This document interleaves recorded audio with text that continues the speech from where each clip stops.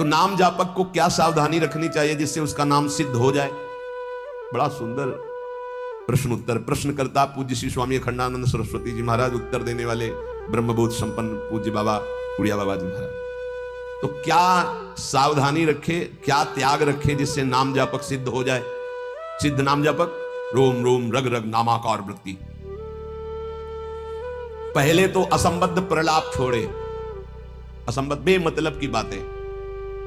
नाम जापक को पहले वाणी को संभालना, क्योंकि इसी से नाम जप होता है। बेमतलब की, ठीक बहुत गंभीर शत भरे मृदु भरे भगवत भाव भरे वचन बोलो, नहीं तो मौन रहो, नाम जप में लगो। असंबद्ध प्रलाप, व्यर्थ प्रलाप, दूसरों की चुगली निंदा की बातें ये जबान में होती रहेंगी तो नाम जप नहीं चलेगा। नाम जापक ध्यान दिए, नाम सिद्ध करना है अर्थात निरंतर चलाना है। असंबद्ध प्रलाप, व्यर्थ प्रलाप, दूसरों की चुगली निंदा क्या करने को लेना? हमको तो सबको भगवत स्वरूप देखना है, किसी की निंदा क्या करनी, किसी की चुगली क्या करना। दूसरा, चोरी, चोरी नहीं, मन और वचन कर्म से भी किसी की चोरी करने की चेष्टा हमारे अंदर नहीं होनी चाहिए। किसी भी तरह होता है मन में जब प्रलोभन जागृत होता है तो ऐसी चेष्टाएं होने लगती, कदापि नहीं। किसी की कोई वस्तु पड़ी, हमारा अधिकार नहीं, पड़ी रहने दो। बोले हमें मार्ग में मिली, क्यों तुमने क्यों उठा लिया? वो पुनः मार्ग में लौट के आता, उठा नहीं। बोले कोई उठा ले, तो कोई उठा ले, तुम तो उपासक हो, तुमने क्यों उठा लिया? तुम्हें क्या आवश्यकता है? आवश्यकता होगी हरि तुम्हें देंगे। बोले हरि ने ही तो दी, रास्ते में पड़ी थी। नहीं नहीं, ऐसे नहीं। उपासक को इन बातों पर बहुत ध्यान देना है, वो चोरी मानी जाएगी। आपने क्यों उठाया? आपको चले जाना, वो पुनः लौट कर आएगा उसको, या जो उठा ले। हमारा कर्तव्य नहीं, हमें न किसी की चोरी करनी है मन से, ना तन से, और ना कोई हमें चेष्टा ऐसी चोरी वाली। हिंसा और व्यभिचार नाम जापक में अगर ये दोष हैं तो बाबा बहुत स्पष्ट कहने वाले महापुरुष, क्योंकि जो ब्रह्मबोध संपन्न भगवत प्राप्त महात्मा होते हैं वो सही औषधि देते हैं। एक बार किसी ने बाबा से पूछा, बाबा हमारा कल्याण कब होगा? सभा में पूछा, बाबा ने कहा तुम्हारा 7 जन्म में भी कल्याण नहीं होगा। तो उनका ऐसा बाबा क्यों? इसी शब्द का उच्चारण कीजिए, बेविचारी का कल्याण कभी नहीं। बहुत कठोरता से डांटा, और वो जो देख रहे होंगे वो तभी डांट रहे थे। जैसे अपने पुत्र से प्रियता रखते हुए डांट लगाई जाती है, ऐसे महापुरुष डांटते, अपमान नहीं करते। वो अपमान नहीं, वो सुधार, वो शब्द जाएगा और आग पैदा कर देगा और उसको बेविचार से उठा देगा, ऊपर उठा देगा। अब आप नाम भी जप कर रहे हो, माला भी चला रहे हो, आप बेविचार भी कर रहे हो, नाम जब सिद्ध होगा, माला जब सिद्ध होगा? अपने धर्म के अनुसार चले। कोई भी नशा करने वाले को नाम जब सिद्ध नहीं होता। उपासक के जीवन में कोई नशा नहीं होना चाहिए। हमें लगता है भगवत कृपा है, कोई विषम। झूठ नाम जापक को नहीं बोलना चाहिए। अब हाथ में माला है, बात करने में हम झूठ बोल दें तो हमारे नाम जप का मतलब क्या रहा? झूठ क्यों बोलते हैं? क्यों डरते हो? क्यों छुपाव कर रहे हो? किस बात के लिए झूठ बोल रहे हो? झूठ को पाप माना ही नहीं जा रहा। कलयुग का प्रभाव देखिए, वो लिखा हुआ है प्रभाव में कि झूठे ही देना, झूठे ही लेना, झूठे ही भोजन, झूठ चबेना। क्यों झूठ बोलो? सही बोलो ना, झूठ बोलने की जरूरत क्या है? जैसे आपसे कोई प्रश्न करे उसका उत्तर सही दे दो, डरो मत, डरने की जरूरत नहीं। और कुछ ऐसा होता है जो सत्य को संभालने के लिए, सत्य को हृदय में रखने के लिए कुछ बोला जाता है, वो किसी का अहितकारी नहीं होता। आप कितना भजन करते हैं? आप तो बहुत भजन करते हैं, भजनानंदी। तो अब हम सत्य को बोल के एक तन इतने मार नहीं, हमसे क्या भजन होता है? गुरु कृपा से जो कुछ होता हो तो होता है, हमें तो नहीं लगता कि हमसे ऐसा भजन। और वो झूठ नहीं माना है। अब उतने सत्यवादी नहीं, उसमें वो जरा सा छेड़ा हुआ पूरी दिनचर्या अपनी पूरी उनको बता दी कि हाँ ऐसे ऐसे। सत्य को कभी कभी गुप्त रखने के लिए बाहरी बात है, वो किसी का अहित या मंगल के लिए नहीं। हम अपने अभिमान को पुष्ट करने वाली बात नहीं बोलते, अपने साधन भजन को हम गुप्त रखते हैं। लेकिन हम व्यर्थ के व्यवहार में क्यों झूठ बोले? हमारा स्वरूप पूरा का पूरा कुंज कुटीर है। कुंज कुटीर हित, सहचरी हित, इष्टदेव हित, आचार्य हित। सत्य को कहीं कहीं गुप्त रखने के लिए हमारा भजन, हमारा साधन, हमारी गुरु संगोष्ठी, हमारी प्रेम संगोष्ठी, इनके विषय में सत्यवादी न हो। कभी कभी सत्य को, एक गाय भागती जा रही थी, कुछ मारने वाले पीछे पकड़े थे, एक सत्यवादी, तुमने गाय को देखा? उन्होंने कहा हाँ इधर गई, उसको उन्होंने, तो जब शरीर उनका पूरा हुआ तो उनको नर्क मिला इस सत्य बोलने के कारण। उस समय रक्षा है, साधन की रक्षा, धर्म की रक्षा, सत्य की रक्षा, प्राण की रक्षा किसी की, वो ऐसे सहज वर्ताव में झूठ, फिर नाम जप कैसे? असंबद्धा प्रलाप, व्यर्थ प्रलाप, चुगली, निंदा, हिंसा, व्यभिचार, नशा, झूठ और गाली।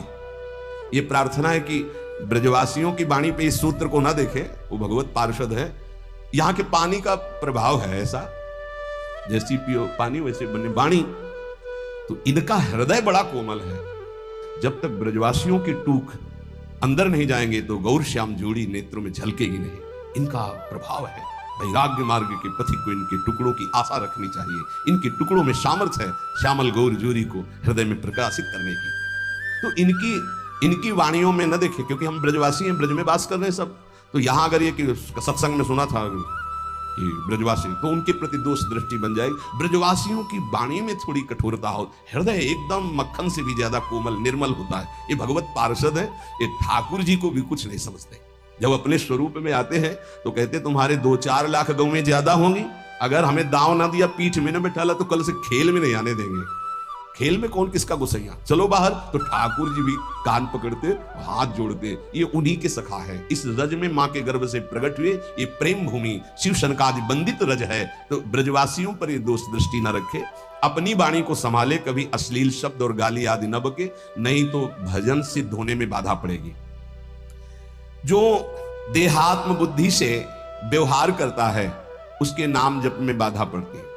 देहात्म बुद्धि, स्त्री पुरुष शरीर का भाव रख करके फिर व्यवहार करोगे तो काम क्रोध आदि की लीलाएं तो हो ही जाएंगी। उपासक को सदैव दैवी संपदावान बनना चाहिए। भगवत स्मरण और सद आचरण, ये 2 असाधन को मिटाने के लिए सर्वसमर्थ साधना है। ध्यान दीजिए, समस्त असाधनों को मिटाने के लिए ये 2 बहुत जोर के हैं। भगवत स्मरण निरंतर, ये निरंतर शब्द बहुत कठिन है। बड़े अच्छे साधक हैं जो निरंतर शब्द पर स्थित हो रहे। माला 2 माला गिनती वाले माला करके फिर निश्चिंत हो गए, बात अलग है। निरंतर भजन और आचरण पवित्र, बस आप चिंता मत करो, परिपक्व स्वभाव जागृत हो जाएगा, भगवदाकार वृत्ति। भगवान श्री कृष्णचंद्र जी अर्जुन जी को उपदेश दे रहे हैं। श्रेयान स्वधर्मो विगुणः परधर्मात् स्वनिष्ठितात् स्वधर्मे निधनम श्रेयः परधर्मो भयावह। अच्छी तरह आचरण में लाए हुए दूसरे के धर्म से गुणों की कमी वाला अपना धर्म श्रेष्ठ है। अपने धर्म में तो मरना भी कल्याणकारक है, दूसरे का धर्म भय देने वाला है। व्याख्या, श्रेयान स्वधर्मो विगुणः परधर्मात् स्वनुष्ठितात्।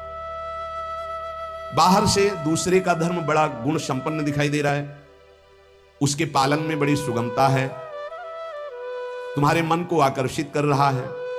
वो धन का, वैभव का, सुख सुविधा का, मान बढ़ाई का, बहुत जल्दी भगवत प्राप्ति का, जीवन भर आराम सुख व्यवस्था का प्रलोभन दे रहा है। तुम अपने धर्म से विचलित होकर उसको स्वीकार कर लेते हैं तो तुम्हें भयावह, भय के सिवा और कुछ नहीं मिलने वाला। ये ध्यान देना।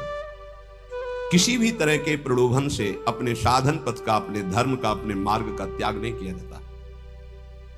इसके विपरीत अपने धर्म में बाहर से देखने में ज्यादा गुण नहीं दिखाई देते, धर्म के पालन में बड़ी कठिनता हो रही है, पालन करने में मन नहीं लग रहा, धन वैभव सुख सुविधा मान बढ़ाइए कुछ नहीं मिल रहा, पूरा जीवन कष्टमय है, तो भी हम अपने धर्म का पालन करेंगे, छोड़ेंगे नहीं, तो परम कल्याण निश्चित। 2 बातें, आप अपने धर्म से चल रहे हैं, जो भी आपको गुरु परंपरा से धर्म मिला, इसलिए हम गुरु परंपरा, क्योंकि हम भागवत धर्म को ही प्रधान मानते हैं। शरीर धर्म इसको तो भगवान ही कहते हैं, सर्वधर्मान परित्यज्य मामेकम शरणम व्रज। पर धर्म क्या है? शरीर धर्म। स्वधर्म क्या है? भगवत प्राप्ति कर लेना, स्वरूप में स्थित हो जाना। ये स्व नहीं है, स्वधर्म ये स्व नहीं, ये पर है। पर धर्मो भयावह, इसीलिए तो तुम्हें भय प्राप्त हो रहा है, इसीलिए मृत्यु प्राप्त हो रही। अविनाशी को भय, अविनाशी को मृत्यु, ये पर धर्म है।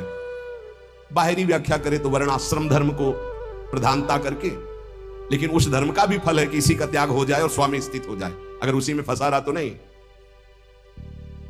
हमारा धर्म पालन करने के समय हमें जीवन में कष्ट मिल रहा है, निंदा भी हो रही है, सुख वैभव भी नहीं है, बड़ा परेशानी है, और हम अपने धर्म का पालन कर रहे हैं तो परम कल्याण।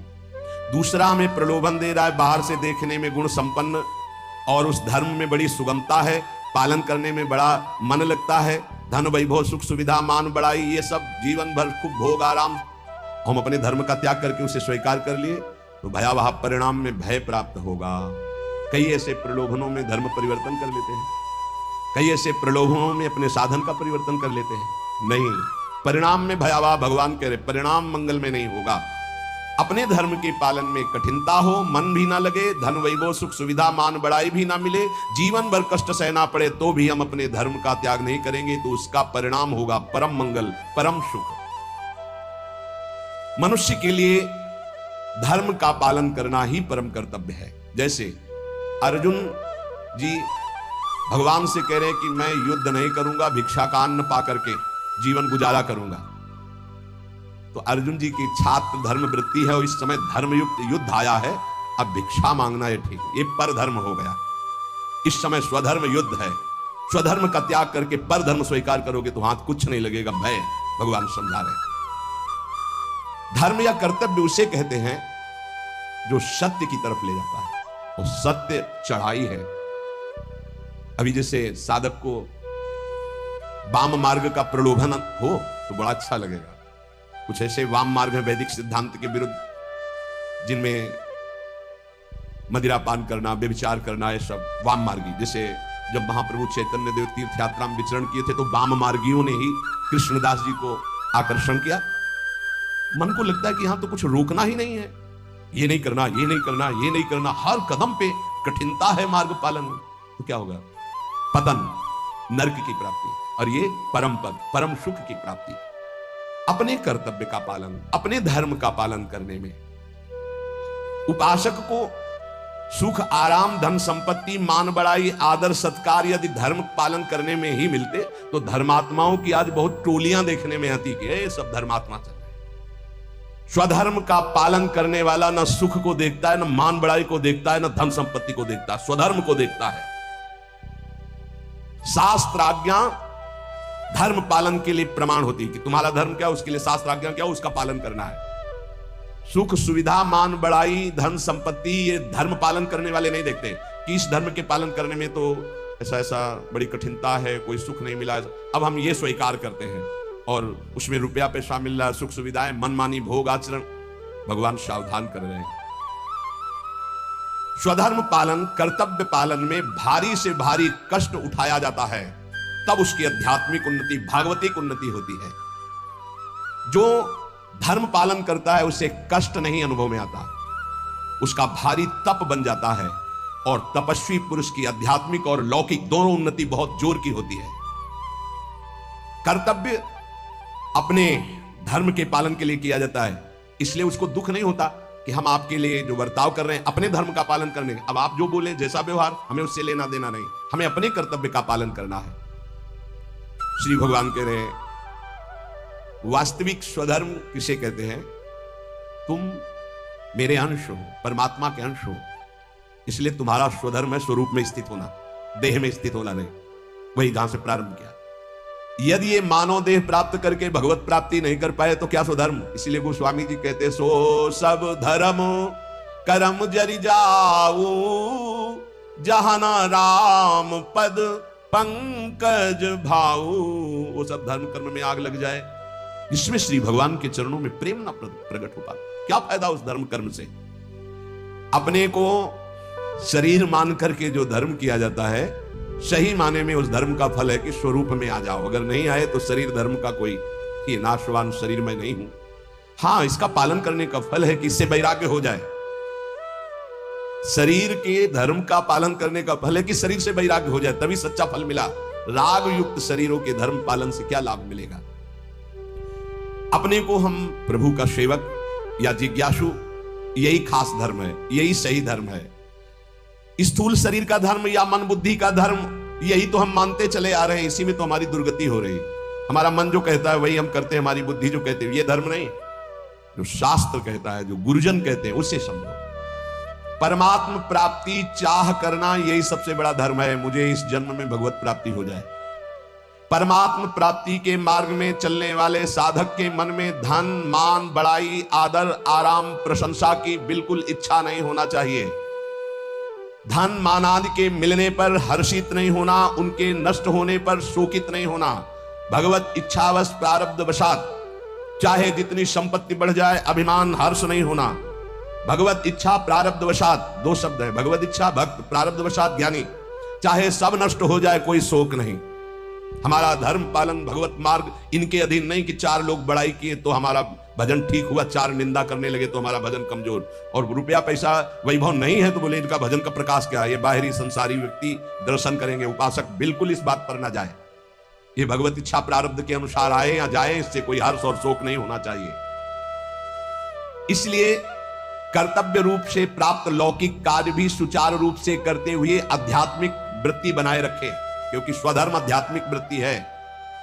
परमात्मा प्राप्ति का उद्देश्य यदि नहीं है तो सब कर्म व्यर्थ हैं, फंसाने वाले हैं।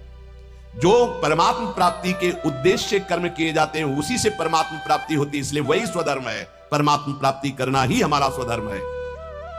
अगर धन प्राप्ति का ध्येय जैसे व्यापारी के हृदय में उत्पन्न होता है तो आराम विश्राम की चिंता ना करके वो धन के प्रति अधिक से अधिक व्यापार बढ़ाता है, अधिक से अधिक समय व्यापार में लगाता है।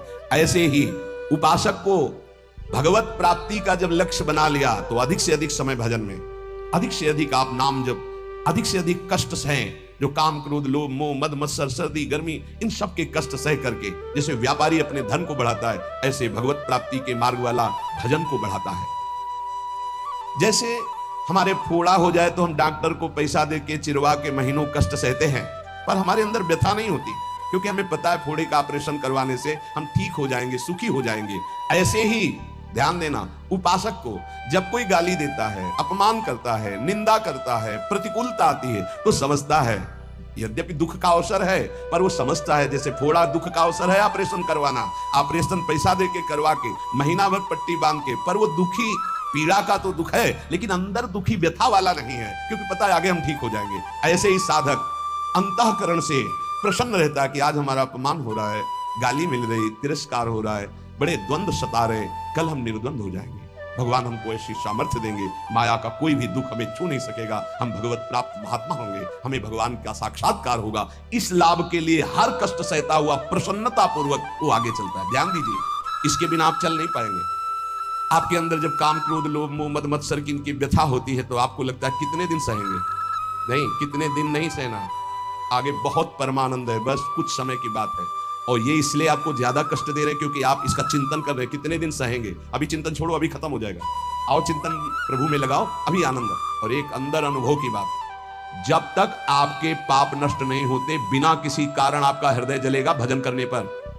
ध्यान दीजिए, ये छाती की बात, अनुभव की बात कह रहा हूं। बिना किसी कारण के, कोई निंदा नहीं, कोई भय नहीं, कोई अपमान नहीं, आपका बेमतलब हृदय जलेगा नाम जप करने पर, क्योंकि आपके पापों का नाश हो रहा है, आपका अंतःकरण निर्मल हो रहा है। आगे चलकर आप अनुभव कर लेना, जब आप अच्छा भजन करोगे तो आपको खिन्न हो जाएगा मन, खिन्न है, कुछ अच्छा नहीं लग रहा, एक अजीब की उदासी सी है। अगर मन को पूछो क्या चाहिए तो कुछ नहीं बोल, ये अच्छा भजन करने की बात करे, कुछ उसकी मांग नहीं, पर एक उदासी है, एक जलन है, एक खिन्नता है। वही आगे बढ़कर विरह बन जाएगी और वही विरह मिलन का संयोग उपस्थित कर देगा। धैर्य पूर्वक विचलित मत होना। इस मार्ग के साधक को कुछ समय तक ये जलन बर्दाश्त करनी, बड़ी धूप है, आगे बहुत शीतल छाया है, इस धूप को दौड़ के पार कर लो। नाम जप, कीर्तन, सत्संग, इतना समय ही मत दो कि कष्टों का चिंतन हो कि काम आ रहा है, क्रोध आ रहा है, विकार आ रहा है, इतना अभ्यास में लगा दो इसको, यात्रा पूरी हो जाएगी। और आगे जो आनंद है वो ब्रह्मा को भी नहीं है, जो भक्तों को आनंद प्राप्त होता है। क्या नाम जप और संकीर्तन मात्र से शुद्ध ज्ञान प्राप्त हो सकता है, या फिर और कोई साधन करना पड़ता है? अगर वो नाम जप और नाम कीर्तन करता है तो ज्ञान इच्छु होने पर उसे शुद्ध ज्ञान हो जाएगा। उसके अंदर अगर ज्ञान प्राप्ति की इच्छा है तो शुद्ध ज्ञान प्रकट हो जाएगा, वेदांत वाला। तो अगर प्रेम इच्छुक है तो प्रेम प्रकट हो जाएगा, उसकी इच्छा क्या है। और अगर विषय की चाह है, किसी कामना की, तो उसकी पूर्ति हो जाएगी। ज्ञान और प्रेम इसका परिचय भी नहीं मिलेगा। जब तक कोई वासना रहती है इच्छा रहती है तो पहले उसकी पूर्ति होती है, फिर जब उससे वैराग्य होता है, नाम कीर्तन नाम जब चलता है, तब आगे जो उसके अंदर भाव बनता है भक्ति का या ज्ञान का, वही जागृत हो जाता है। अंतःकरण नाम कीर्तन से, नाम जब से बहुत जल्दी शुद्ध होता है, इसलिए शुद्ध ज्ञान की प्राप्ति उसको प्राप्त हो जाती है। अगर ज्ञान इच्छु है तो भाव उसके अंदर नहीं बन पाएगा। नाम कीर्तन का जो भाव है, अशुभ प्रवाह होने लगा, रोमांच होने लगा, ये नहीं आएगा, क्योंकि ज्ञान इच्छुक है। तो अंतःकरण शुद्ध होगा और ज्ञान की तरफ ले जाएगा, नाम जब नाम कीर्तन। लेकिन भगवत मार्ग का भाव वाला जो उपासक है, उसको विशेष भाव प्राप्त होता है कि साधन भी यही होता है और साध्य भी यही होता है। रोमांच हो रहा है, शुभ प्रवाह हो रहा है, सामने आराध्य देव की झांकी दिखाई दे रही है। कुछ तो विद्वान कहते हैं योग मार्ग से ही चित्त शांत होता है। क्या ये ठीक है? तो क्या न पूज्य बाबा का उत्तर, तो क्या वो ये नहीं जानते कि नाम जप करना योग है? अरे नाम जप के अंदर अनंत सामर्थ्य विराजमान है, इसलिए जो नाम जप परायण है वो योगी तो हो ही जाएगा। तात्पर्य जानना चाहिए, चित्त वृत्ति का संसार चिंतन से हटाना योग कहते हैं। वो नाम जप कर रहा है तो सच्चिदानंद के नाम में चित्त जोड़ रहा है, योग तो हो ही रहा है। प्रभु कुछ लोग कहते हैं नाम जप से क्या होगा, वेद पढ़ो, वेदांत पढ़ो, ऐसा कहते हैं। अरे तुम भगवत कृपा पात्र हो, तुम भगवान नाम जप में रुचि दो, लोग क्या कहते हैं इनकी तरफ मत देखो। पूज्य बाबा कहे देखो हम तुम्हें अंदर की बात बताते हैं। वेद पाठ और इन पाठों से लोकांतर के सुख मिल सकते हैं, लेकिन नाम कीर्तन नाम जप से भगवत प्रेम, भगवत प्राप्ति, भगवत दर्शन प्राप्त होते हैं। हाँ, अगर वेदांत दर्शन के अनुसार साधना हो तो मोक्ष पदवी प्राप्त हो जाएगी। तो क्या नाम से मोक्ष नहीं प्राप्त हो सकता? महापापियों को भी मोक्ष पदवी प्राप्त हो गई नाम से। जब इतनी महिमा बाबा आप नाम की बताते हो, तो नाम कीर्तन में और नाम जप में सब क्यों नहीं लग जाते? क्यों नहीं लग जाते? देखो भाई, स्कूल में 200 विद्यार्थी पढ़ते हैं तो सब परीक्षा में उत्तीर्ण नहीं हो जाते हैं। हां, प्रयत्नशील विद्यार्थी परीक्षा में उत्तीर्ण हो जाता है। इसी प्रकार साधन मार्ग में सब भगवत प्रेमी थोड़ी हो जाते हैं। हां, प्रयत्नशील, पुरुषार्थशील। एक आलसी, प्रमादी, कायरता, ये भजन मार्ग में सिद्ध थोड़ी होते हैं। ऐसे आलस में पड़े हैं, प्रमाद जो नहीं करना चाहिए वो कर रहे हैं, कायरता की द्वंद्वों को सहने से डरते हैं, नहीं, ये सूरवीरों का मार्ग है। बार बार जब नाम जप किया जाता है तो कोई भी निष्ठा हो सब जागृत हो जाती है। बाबा कह रहे समस्त आसक्तियों का नाश करके तुम्हें भगवननिष्ठ बनना है, किसी की बात नहीं सुननी। नाम जप से, नाम कीर्तन से जितनी जल्दी तदाकार वृत्ति होती उतनी किसी और साधन